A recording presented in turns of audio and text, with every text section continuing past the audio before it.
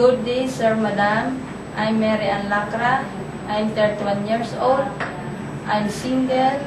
I'm high school graduate. My working experience as domestic helper here in the Philippines.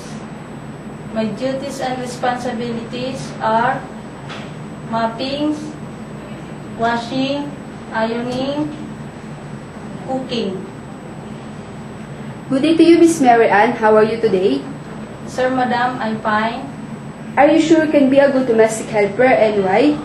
Yes, sir, madam, I can be a good domestic helper because I'm hardworking and honest. How will you avoid homesickness? Sir, madam, avoid homesickness by keeping myself busy to my work. Can you tell us how to take care of children? Sir, madam, I take care of children by giving nutritious foods and play them.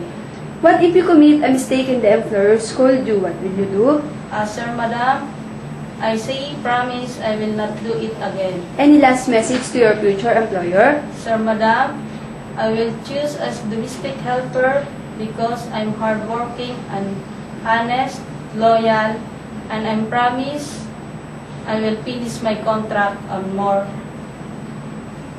Thank you. Thank you, Miss Mary Ann, and good luck. Thank you.